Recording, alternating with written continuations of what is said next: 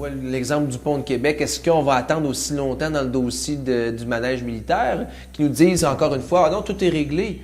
Est-ce qu'un projet qui est réglé ne devrait pas être budgété? La seule chose qu'on retrouve dans le budget de 2009-2010, donc le budget dernier, c'est 2 millions de dollars pour tout ce qui est les plans et devis et les études de marché là, par rapport à la reconstruction.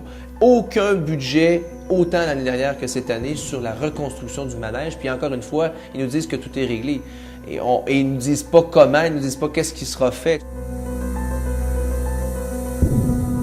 D'un côté, on fait à croire aux gens que le Québec est reconnu comme nation à l'intérieur d'un Canada uni, puis qu'on sait très bien qu'en plus, lorsqu'on regarde le mot nation ne veut pas du tout dire la même chose au Canada anglais qu'au Québec. Donc, ça a été tout pesé puis analysé en fonction de qu'est-ce qu'il pouvait avoir comme répercussions à l'extérieur. On a été reconnu comme nation, bien, alors ça prend des gestes concrets par la suite. Et là, bien, les libéraux, tout comme les conservateurs, ont voté contre le bilinguisme des juges à la Cour suprême. C'est un manque de respect envers la langue française. C'est un manque de respect envers les Québécois, c'est un manque de respect envers la démocratie.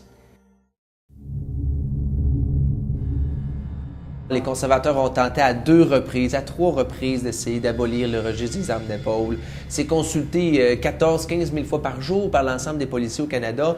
C'est unanime ou presque au Québec. Même des chasseurs, des amis personnels qui vont à la chasse, qui comprennent que ce soit normal. On enregistre son bateau, sa voiture, son chien. On a un permis pour aller à la chasse. La seule chose qui n'est pas enregistrée, c'est notre fusil. Il n'y a rien qui nous dit que ce registre-là nuit aux chasseurs ou nuit. C'est clairement un lobby qui vient de l'Ouest canadien. C'est un lobby à la républicaine américaine, là, de la liberté. C'est tough on crime. On va punir les criminels puis on va laisser libres les armes en circulation. C'est complètement l'opposé des valeurs québécoises. Le Québec est l'endroit le plus sécuritaire en Amérique du Nord. Donc, le maintien du registre des armes à feu, puis la réinsertion sociale, puis la prévention dans le domaine du crime.